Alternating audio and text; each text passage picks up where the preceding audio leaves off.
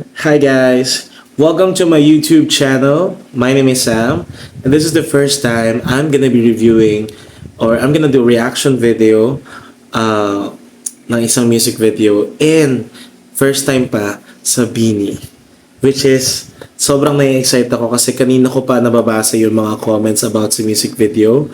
And today is July 11, 2024, and this music video was launched I think around 8 p.m. And ngayon 10:30 p.m. na. 2 hours and a half already passed and it's already on 1.5 million views. Grabe.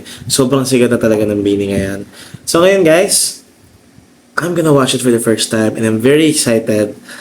Lahat sila, nakikita ko yung sa mga teaser, ang gaganda talaga nila lahat ngayon. So, let's see. Kasi my personal favorite music video nila is sa Salamin Salamin. So, let's see kung ganito din dito sa bago nila music video. Cherry on top. Let's go. Let's watch this.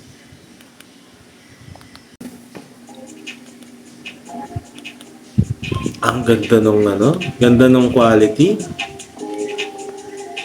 Hey, ganda ni Stacy. Sexy, ang sexy at ang pretty talaga ni Stacy. Fairness.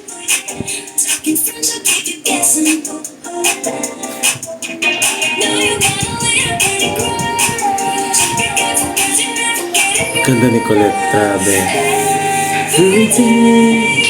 Uy, ang ganda ni Aya. Akala ko si Joanna. Si Aya pala.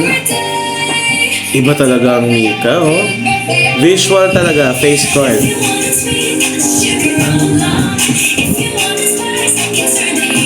Ganda ni Joanna dito, grabe. Ang ganda nung ang ganda nung quality, oh. Para siyang international level na talaga. Nasa sila, malaking cake. Sila yung parang cherry on top ng cake. Ganda ni Maloy. Eh! Ganda ni Gwen. Si Gwen talaga, malakas talaga yung niya na, yung presence niya kapag projection solo film. Visual.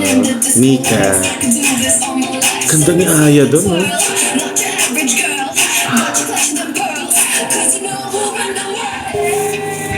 Eh, leader na tayo ni Aya dito, ha. Pero sa Joanna yung leader nila, di ba? Ang gaganda nila. Bini on the feet. Nice. Ganda nung ganda nung frame. Eh, lumabas sa box. Maloy.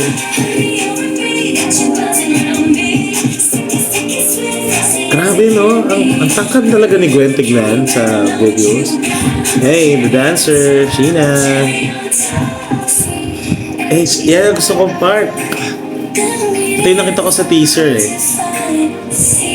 H-E-R-R. Kumakain sa'yo na parang street foods ba yan? Sugar unlock. Grabe, sexy ni Joanna. Maganda nila, oh. Gusto ko yung concept na nasa taas sila ng okay.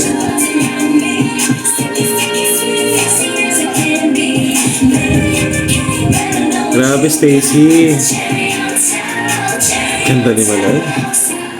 H-E-R-R-Y.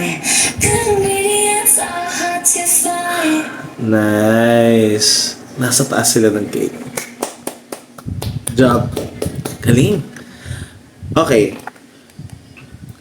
I really like the music video. Walang halong ko naman. Ang ganda ng color, ang ganda ng quality.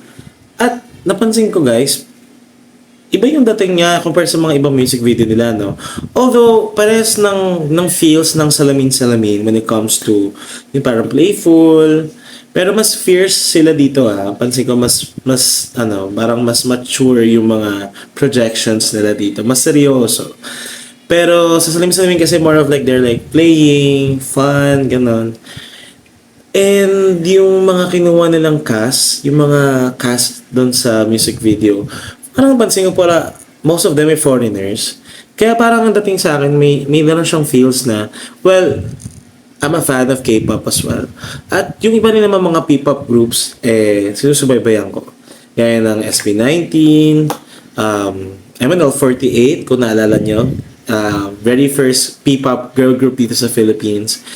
And lahat naman nakakapag-produce ng mga HD quality or magandang music video. It's just that meron kasing feels tayong tinatawag eh. Pag sinabi nila minsan na K-pop feels, may mga iba, let's say mga basher, they will say na, ginaya sa K-pop, medyo baduy. Diba ganun yung mga comments before eh.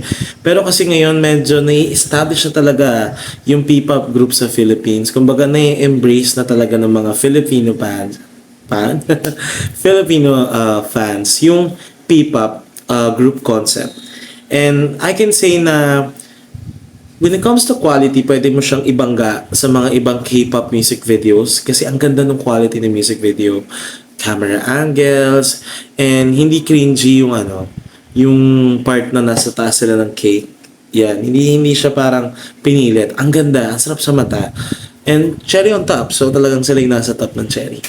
Well, gusto ko yung part na ang ganda nung paano nila in-execute yung mga part, yung mga kanya-kanya nilang part. Yung parang lahat sila may kanya-kanyang close-up dito. Although, some other groups kasi, meron tayong mga tinatawag, diba, ng mga visuals. Sila yung main vocalist, main visual, sila yung main dancer. And let's say 21 with, Sandara Park and CL, Main Z, Park Boom. So, si Sandara yung parang visual nila eh. So, dun sa mga music video, mapapansin mo, mas less yung singing part ni Sandara, pero mas marami siyang, dun sa ibang music video nila marami siyang part na talagang may focus siya, talagang pinapakita siya lagi sa music video because of her looks and the way she, pose on the cam. Magaganda rin naman, attractive din naman yung other three members. But, may lumalamang talaga. Now, dito sa BINI, ang pansin ko, parang lahat sila visual. Kumbaga, ganun nakagrabe yung in-improve nung looks nila. Kumbaga, kung i-compare ko sa first time nag-debut sila, ito talaga yung masabi ko na, wow, talagang they're like stars. And I think they deserve kung ano yung mga nakukuha nilang attention sa mga tao ngayon because they really work hard for it. Kaya nakakatuwa na successful yung 3-day concert nila at ngayon, nagko-concert na rin sila sa Araneta Coliseum na for sure, sobrang nakaabang na lahat ng fans. Kasi nga last time, hindi na lahat naka-watch ng music video. Hindi lahat avail ng ticket nung first concert nila. But now, for sure, mapupuno ang Araneta Coliseum. Ganun sila ka-in-demand. With the endorsements, halos lahat na ata ngayon, nakikita mo nandun sila. Kaya nakaka-proud. When you follow them since the day one na nag-debut sila, Star Hunt days pa lang, and now you see them na nagpe-paid off na lahat ng hard work ng mga girls. Kaya, we're so proud of you, BINI. So, yun lang. 100% ang ganda ng music video. Approve. So yun lang. Thank you so much for watching my reaction video for today. And I hope you guys subscribe and like my videos and hit the golden button below. Bago lang kasi ako sa YouTube channel. Pero guys, I'm gonna be reviewing a lot of music videos in the future. And of course, mga BINI music videos and upcoming music videos nila. So yun lang. Thank you so much for watching. And this is Sam. And you all guys, take care. Bye! Herry, good ingredients are hard to find.